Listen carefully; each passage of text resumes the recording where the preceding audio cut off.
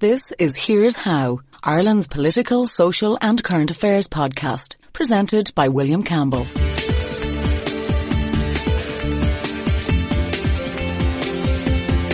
Thank you for downloading episode 21 of Here's How. I've previously interviewed the sex worker Laura Lee, and after much trying, in this podcast I've an extended discussion with the CEO of Ruhama, the anti-prostitution campaign group and NGO.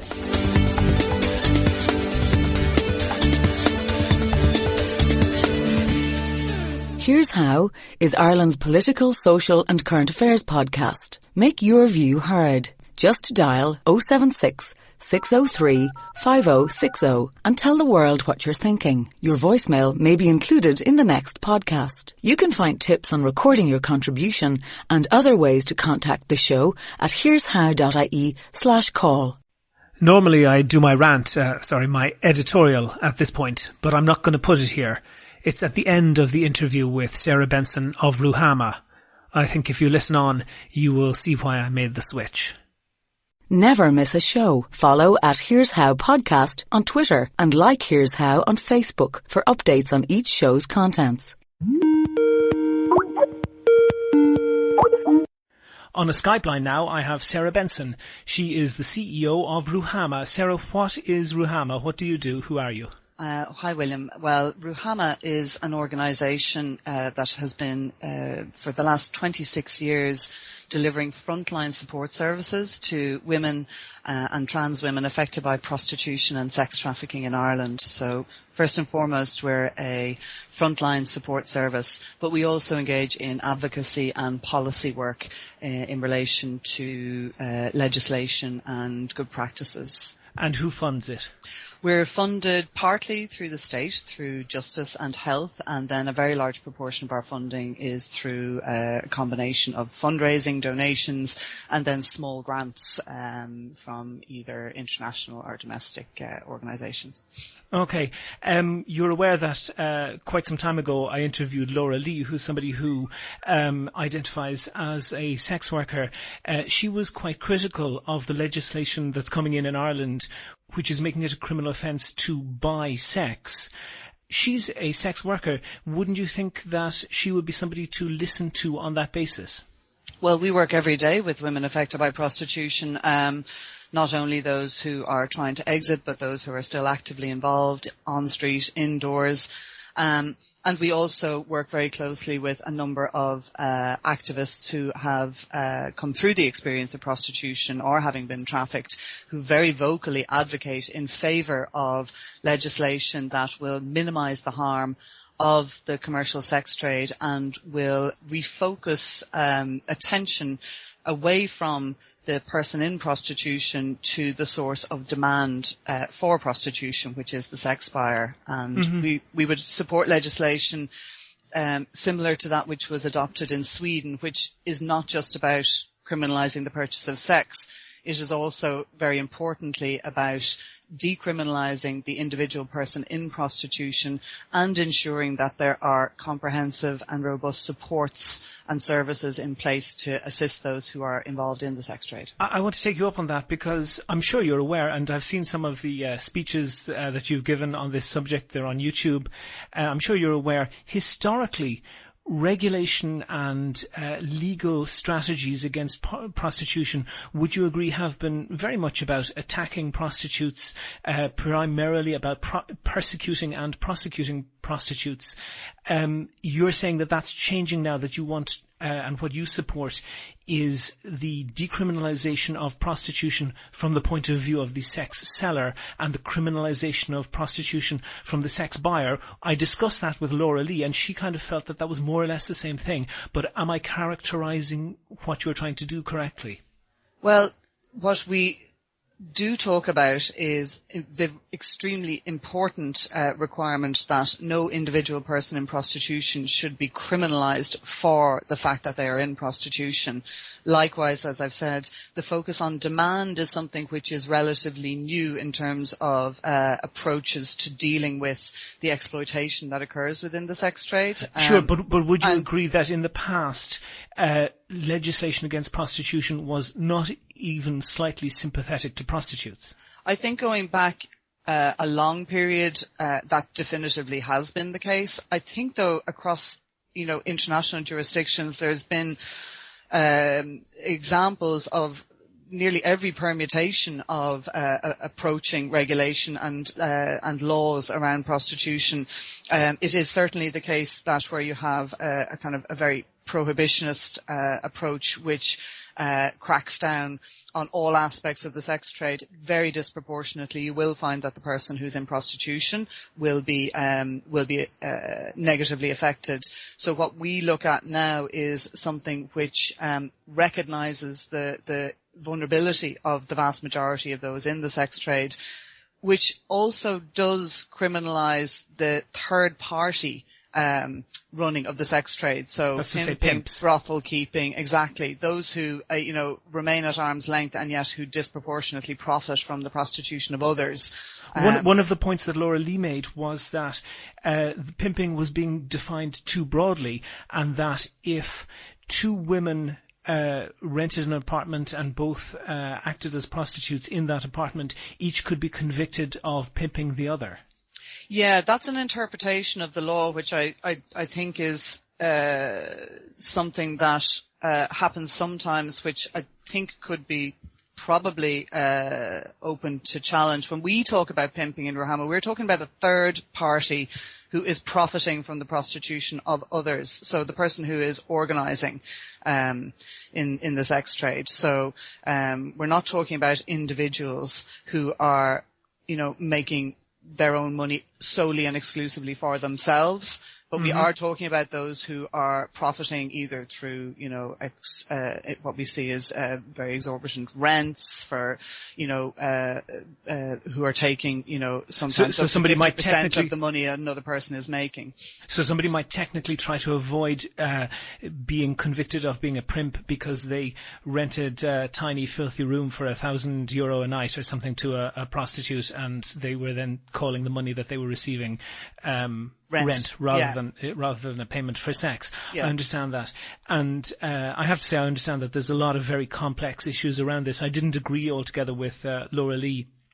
In particular, I think that she dodged a lot of the issues around the harm that, she sounded like a very self-possessed, intelligent person who was in control of her own life. I don't believe that that's true of the great majority of prostitutes. There will always be exceptions, and I'm not saying that of her.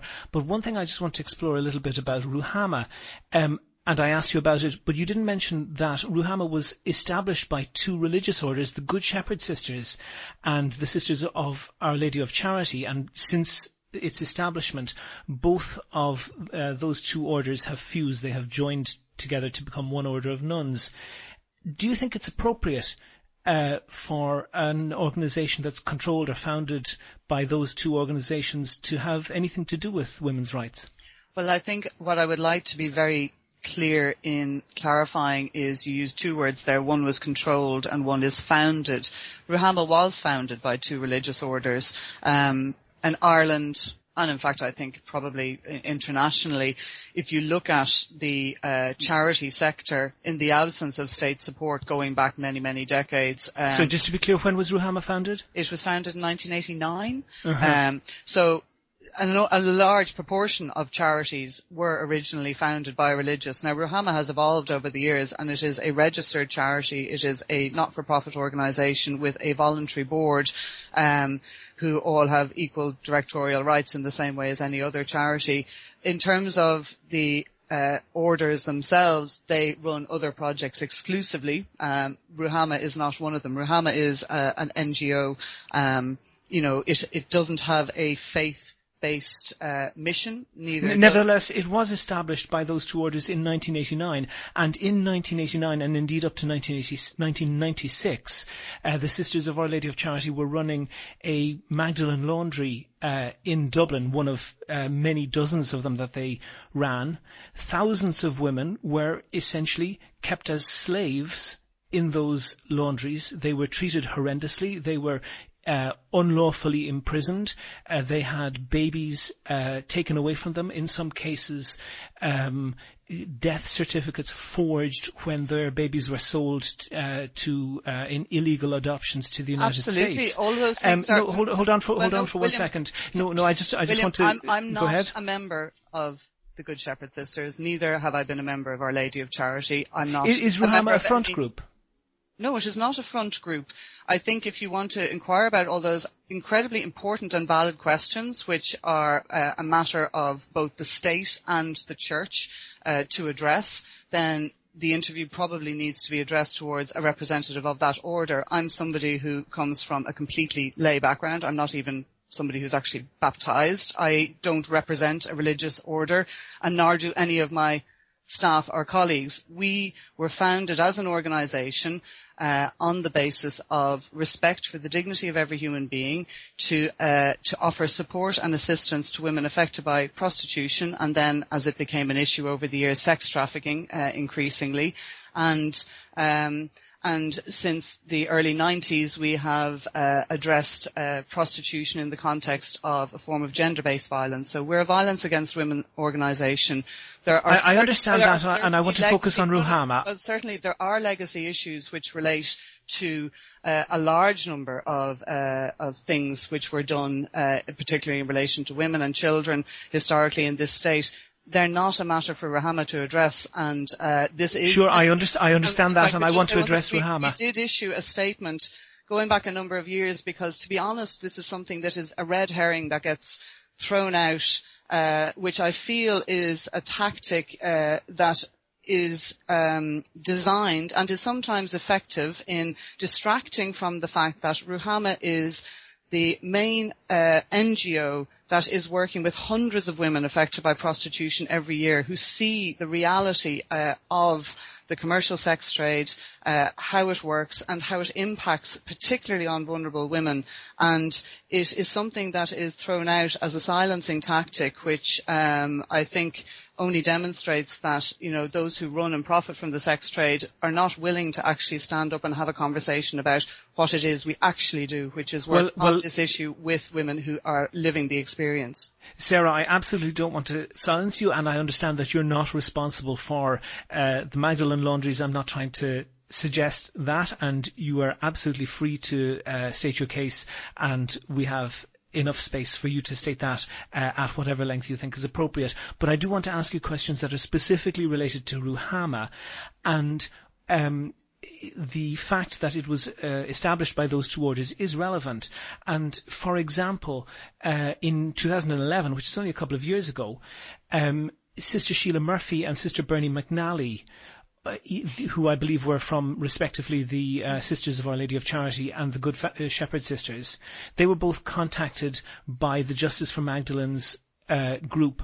I have the text of their responses, and they are... William, I just want to focus on this. They were dripping. I want to ask you a question directly of Ruhama. Those two women gave responses, refused to meet the Justice for Magdalene's in responses that were dripping with contempt. Can I just ask, did those two women specifically have an association with Ruhama? They were both previously board members of Ruhama. They had no special, they were directors in the same way as all members of the board are directors, voluntary directors, and the board is constituted as a charity in that respect. So they both previously were board members. However, the matter of their engagement with any of the processes around the Justice for Magdalene's, the review, were a matter for their work as the orders. But they were very senior members of those orders that founded Ruhama. Yes, but that had no bearing on the work of Ruhama. And they were directors also of Ruhama. The reason I'm asking is because personally I would have great difficulty working with someone, and I'll read you the text if you want. I'll put it on the page for this podcast if you don't. But their responses are really I have to say, horrific. I'm neither representing either of those congregations, nor do I represent individuals who were working for those organisations. What I would say is, if you have a piece that you would like to do on the issue of the Magdalenes, that is a matter to take up with the actual congregation itself. They run many different organisations directly themselves. They happen to be on the board of Ruhama in conjunction with a number of other directors. But the issue of the Magdalene Laundries has no bearing on the work that they would have done as board members of Ruhama. That is, that is the operational work of Ruhama that they oversee. So you're talking about a separate matter. And what I would say is, if that is an issue to cover, that is something you would need to discuss with those two individuals. Sure, but I want to deal with it specifically and exclusively as it impinges on Ruhama. That's why I'm talking to you. Well, in as much as it impinges on Ruhama, I have said that it is a tactic that is used to try and completely conflate Ruhama with the two orders which were its founders, but which have no bearing on the actual work of Ruhama. Ruhama has never been involved in any aspect of, the issues relating to the Magdalenes. It was set up entirely separately, and our work is on a different issue, and we operate in a different fashion. It is not a religious organisation, and so I think again what I'd say is we've made a statement to that effect some years ago, because this is something that came up probably around the same time. I would have actually personally met myself with the Justice for Magdalene's group, just to inquire as to whether your colleagues on the board, Sheila Murphy and Bernie McNally, those two sisters, refused to meet them. I didn't meet them as Good Shepherd. I don't represent those organisations. I understand that. My concern was to meet them and to ask if they had any particular concerns or issues with Ruhama as an organisation, and I was reassured that they didn't. So if the Justice for Magdalene's group were quite satisfied that the actual congregations themselves were the ones who need to deal with the legacy issues of their own work, and they were not a matter for Ruhama, then I'm satisfied.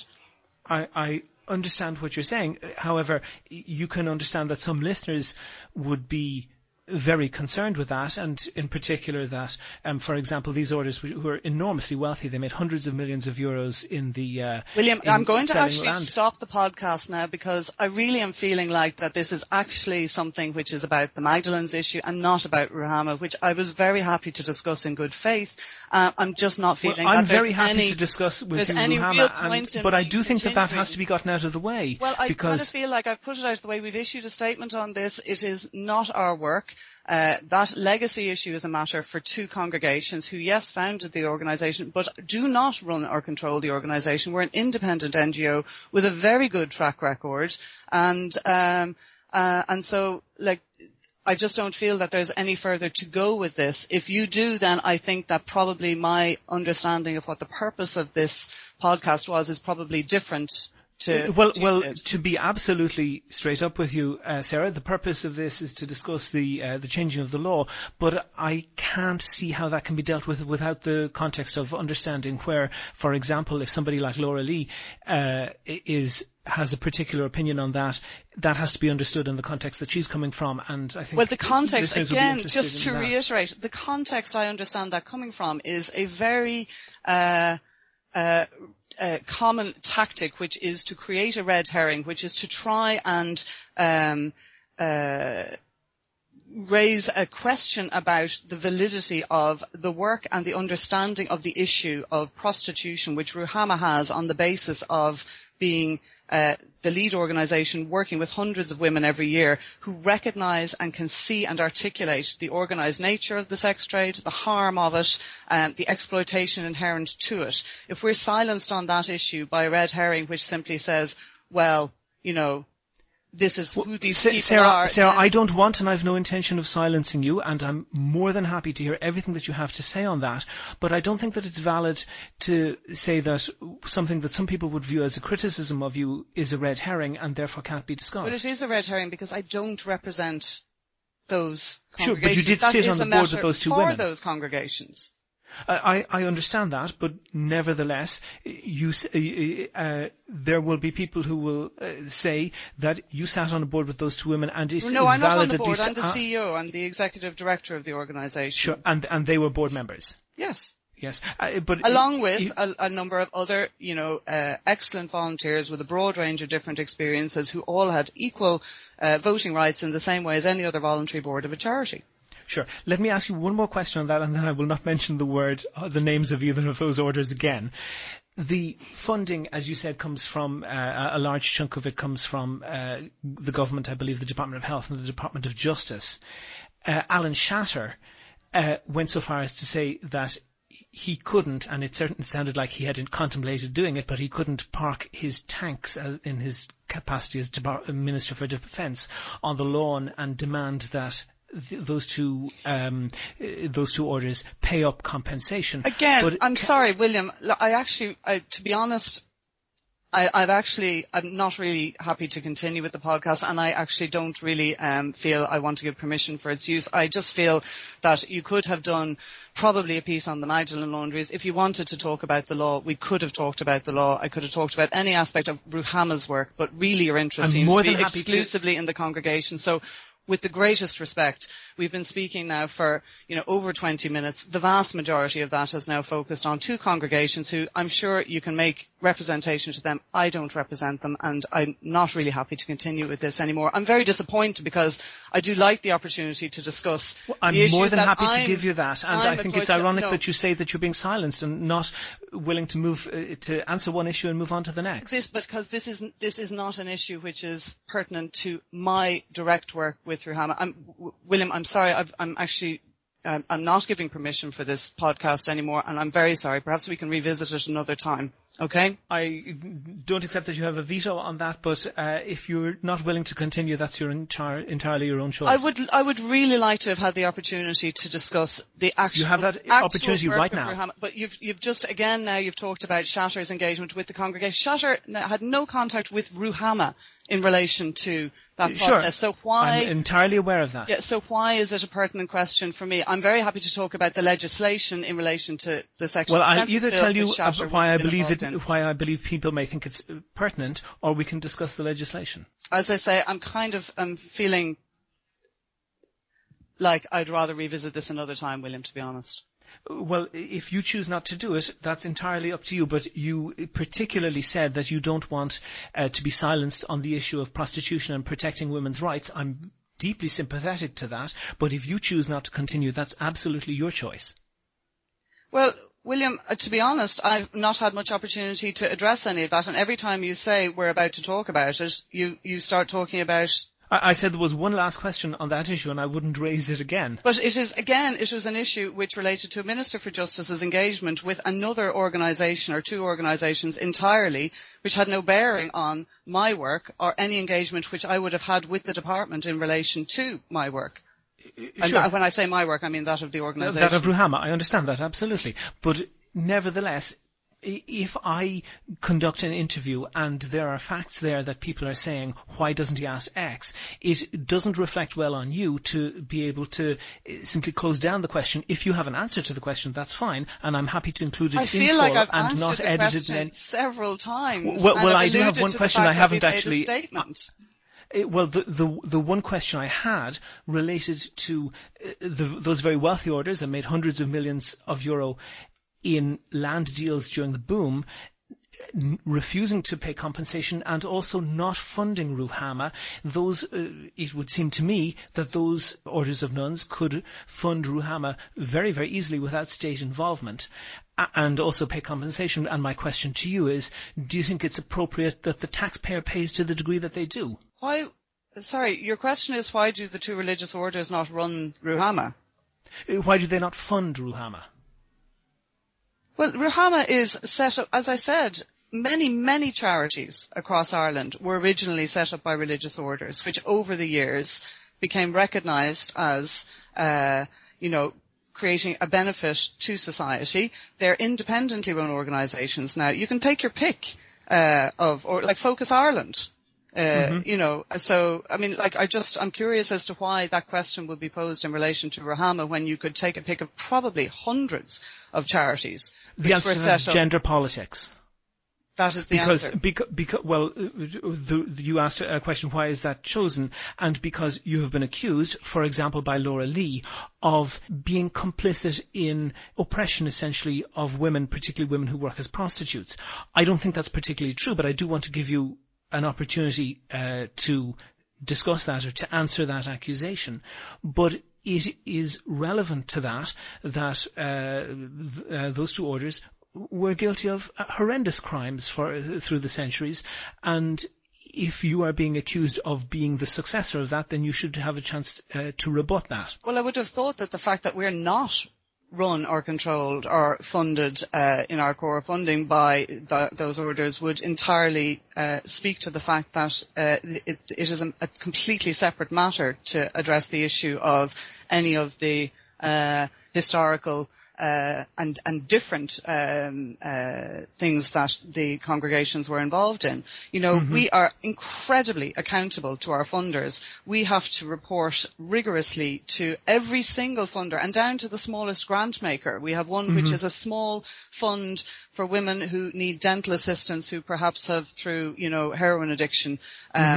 We have to report on every penny. We tell them exactly what we do with it, why we do it, how we do it. And so what I would say is our transparency is enormous, and that gives an accountability, and it is not to any one single stakeholder. We're accountable to health, to drugs, to justice, to, as I say, the UN Anti-Slavery Fund, and then to our donors as well, through publication of an annual report. So Ruhama is entirely transparent in what we do.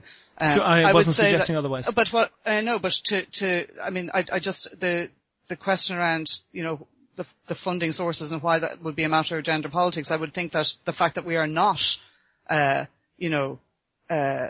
means that our accountability and independence as an NGO is apparent on that basis. And to deal with the legislation, I know that in Northern Ireland, the purchase of sex, that's to say being the customer of a prostitute, has been made illegal. Where is the law exactly in Ireland in regards to that change? Well, a sexual offences bill has been published by the Minister. The heads of the bill were published in November 2014 and the full bill was published there some months ago.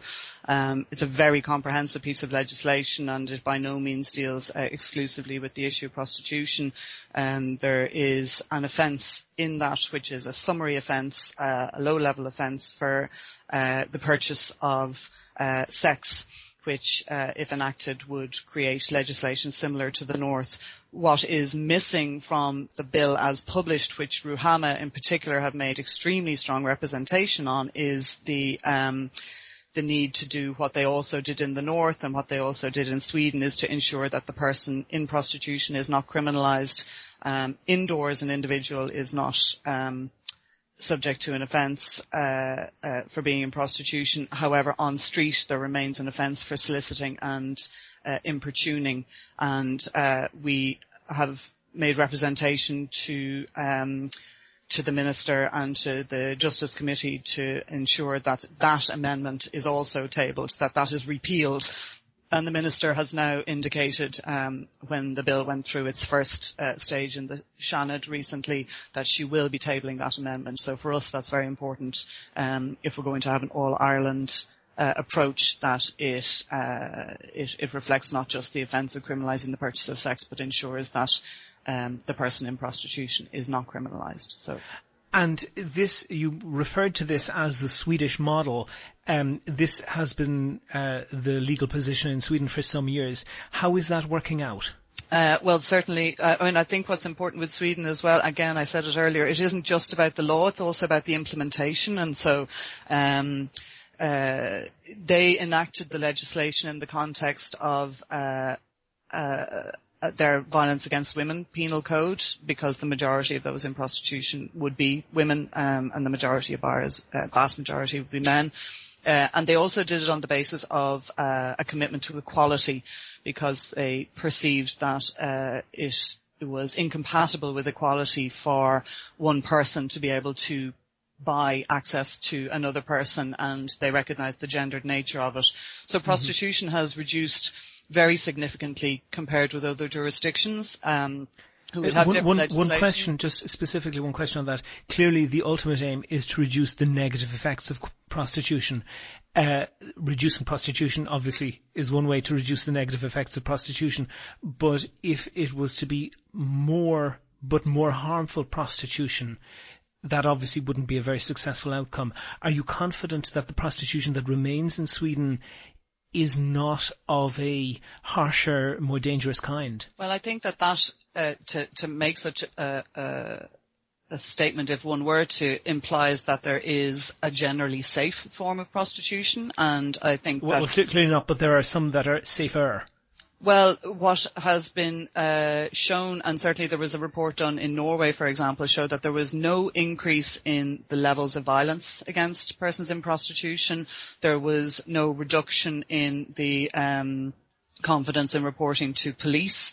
But I think what is really important to say is that no matter what prostitution you have, there will always be exploitation, violence and abuse, because the sex trade is effectively predicated on two things. One is profit, and the other is, an exploitation of vulnerability. If you look at the vast majority of those who find themselves in prostitution, you are talking about the most vulnerable, most marginalized.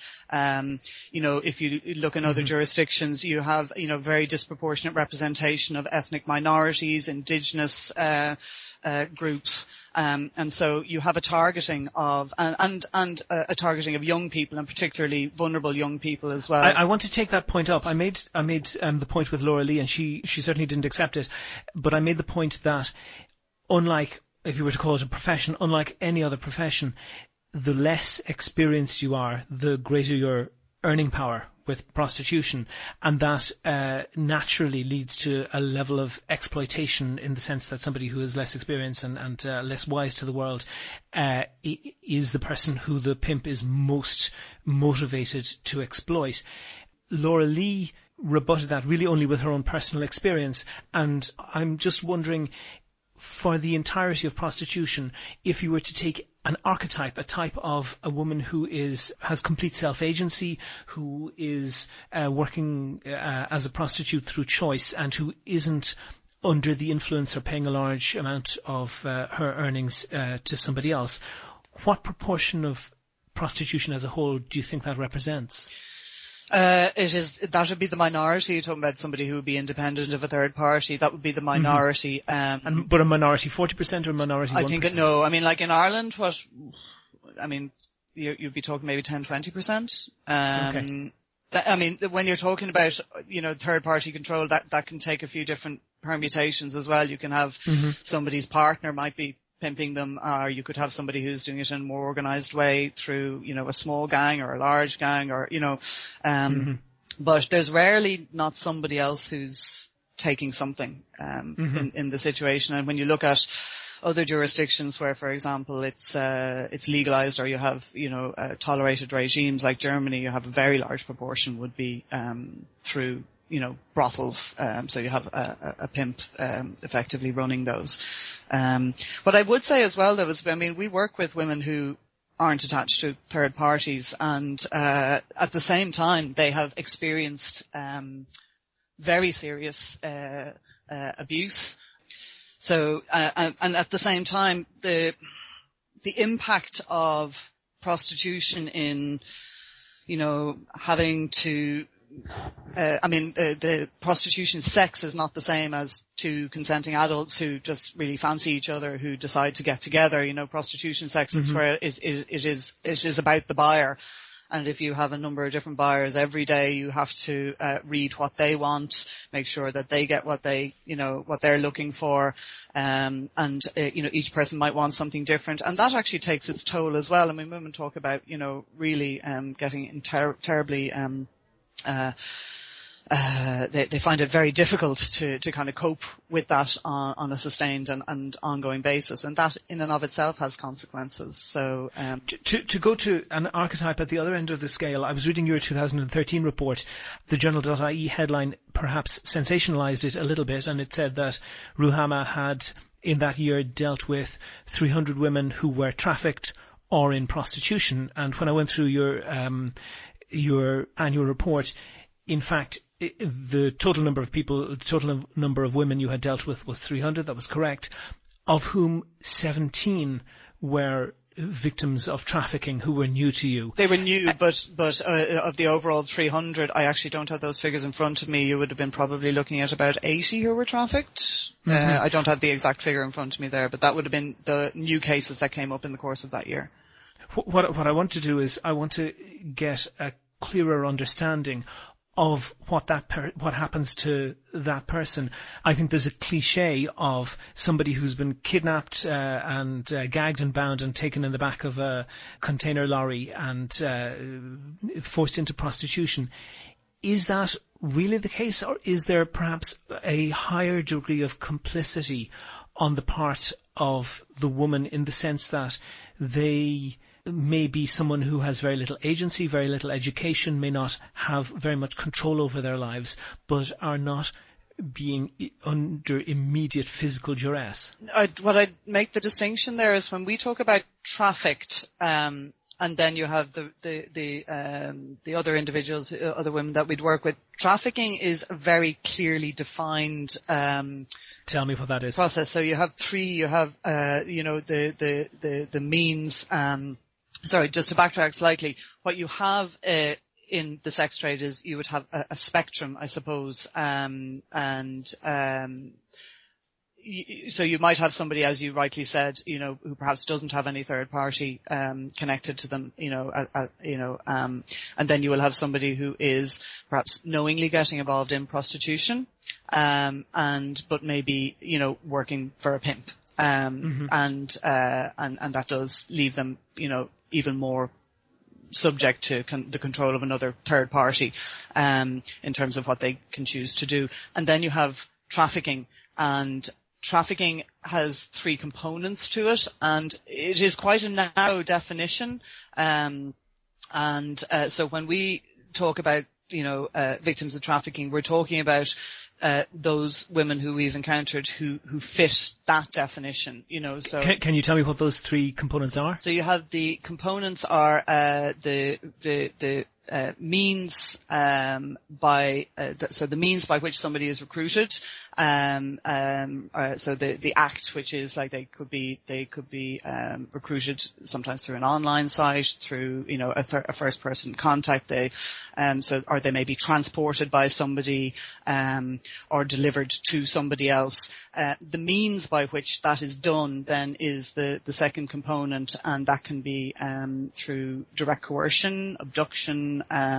It can be also through an abuse of power or vulnerability, which might be a little what you were talking about there.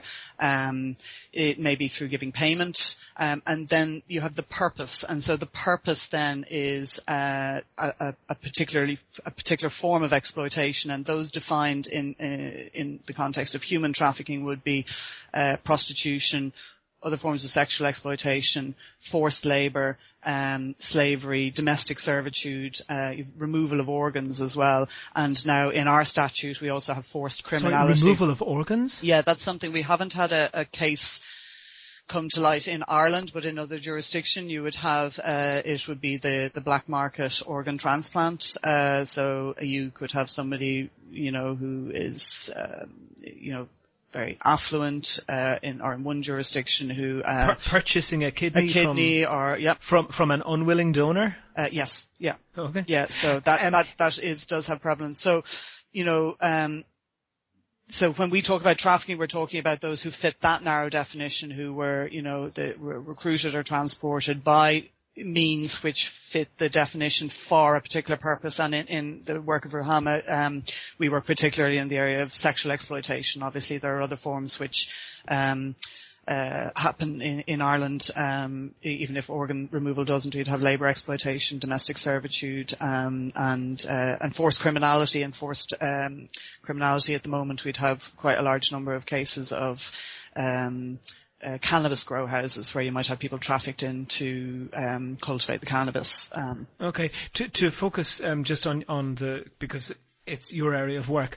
In terms of, and you said about 80 women who you dealt with in the course of the year, of whom 17 were new. So obviously you deal with people over a longer period and not just a single contact. But of those 80, would any or all of them, or what portion of them would have been forcibly transported against their will? Well, what we see now is, I mean, we have had cases over the years where you would have had people who were literally abducted and forcibly moved, but actually a far more effective means of trafficking somebody is to get them to do it willingly, and what you will have is somebody who perhaps is deceived, and deception is a means which is recognised, and it is probably the more common one that we would see. So somebody might think that they're coming over to work as a childminder or in a restaurant or in another kind of job, and it is only when they get here that they find that that isn't going to be the case. And so the deception will get them to travel very cooperatively. And they will follow the instructions of the person who they think is either their, recruiter for the job, or perhaps if they're coming from a jurisdiction where, they might require certain papers, that they may think that they're effectively being, smuggled, which is different to being trafficked. So they might think that they're, and in some cases they might be paying somebody to bring them over. And it's only when they get here that they actually discover that this isn't what they thought it was going to be at all. And that would be the most common mechanism we would see. And then thereafter, the way that somebody is kept in a situation, again, we would have come across people who were locked in rooms, or certainly had their papers taken away from them, but then... So a situation whereby somebody comes voluntarily, but perhaps under false pretenses, precisely. They're then told, if you're seen out without this paper, you're here illegally, you're going to be arrested. They're threatened with perhaps imaginary police action, and you owe me money for the trip here, so you stay locked in this room until you've earned X amount of money for me. And as I say, while we have come across cases where women have been locked into rooms, more commonly now they may not be locked in, because what will happen is they will have been levied with a debt bondage, is the example used there, and that's very common. And sometimes like extraordinary amounts of money they're told they owe. And then what happens is they are either threatened or their family is threatened, because the trafficker may know where they came from, who their family are, if they've children or, parents. And so the sure, and I read one report that actually you had written that someone who had come to you who was seeking to exit prostitution was then in contact with her family in her home country and changed her mind, and it appeared to you that she had been influenced by her family not to leave prostitution. That was a young woman who was a suspected victim of trafficking, and in that case what sadly transpired is it would appear that the family themselves were complicit in the trafficking of this young woman. For their you own can see why I'm following benefit. why I'm following this kind of line of questioning, because I think it's important to have accuracy in the public discourse on this. And if somebody hears you saying that you've encountered 80 women who are victims of trafficking and they have a view in their mind that trafficking is exclusive to non-consentingly being transported, then that is incongruent. One other question on that topic. You, I would imagine, would be aware of the Rochdale report by Baroness J, where she counted a minimum of 1,400 young, almost all girls, had come under the influence of Muslim Pakistani heritage men within Rochdale. And Rochdale isn't a very large city, it's about the size of Cork. 1,400 girls had been sexually abused, and curious mixture of some sort of anti-racist feeling and paralysis on the part of the council meant that almost nothing was done for many years. Would you be fearful that something like that could happen in Ireland? I think I think children at risk, have to be protected, and there has to be probably more robust systems in place to safeguard them. I think one of the key things that came out in that report, and I would want to emphasize that we work in the vast majority with adult women, so we wouldn't class ourselves as, as the lead agency in child protection. That is a matter for TUSLA, but we have worked with minors in conjunction, obviously, with with HSE social workers, and certainly as minors have been aging out, if they have the experience of being trafficked or otherwise exploited in prostitution. I think one of the saddest things from that particular report, and I've seen others that echo it, is where you have at-risk youth who perhaps they're not being heard, they're not being listened to. I think that, that there was a tendency in many of those cases where disclosures were made, but it was being more put down to the young person's problem behavior, as opposed to the fact, yes, exactly. So, and I think that, there can be a tendency to do that if somebody is otherwise, acting out in other ways, that not only makes them very vulnerable to being targeted, but it also makes them very vulnerable to not being believed when they disclose. And I think that was hopefully a really critical learning that came out of that horrendous case, which, the learning shouldn't stop at the borders of the United Kingdom. One last question, Sarah. If you were to speak directly to somebody who might be going on a stag weekend to Prague or Riga and might encounter offers of prostitution, what would you say directly to them? Well, I think that, I would ask somebody to consider what's the actual cost of a very quick, good time for them, because the fact is, whether that person is there entirely consensually or is not, is not going to be something they know. So would they take the risk that the person who is in front of them is somebody who has been trafficked, or somebody who is under very significant coercive control of a pimp? So they're using their disposable income to fulfill what they feel is, a desire. But what's the price of that, really, ultimately, when they could actually be sexually abusing somebody? So I don't know. I would ask them to consider, is there a better way to use their disposable income when they're there with their friends to celebrate? Sarah Benson, CEO of Ruhama, thank you very much for talking to me. Thanks. Make your view heard. Dial 076 603 5060 and leave a contribution for the show. You can find tips on how to record a good contribution and other ways to contact the podcast at here'show.ie/call. First, a couple of notes. Sarah Benson talked about withdrawing permission from the podcast there. I want to make it clear that I don't ask her or anyone else for permission to do this podcast. There is no journalistic convention, and there is certainly no law that gives someone who participates in a recorded discussion for a podcast or a broadcast the right to veto its publication. Journalistically, I'd say that would be a very unethical thing to offer. Everyone I interview is told that they are being recorded for the purpose of the podcast, and nobody is promised that they will or will not be included.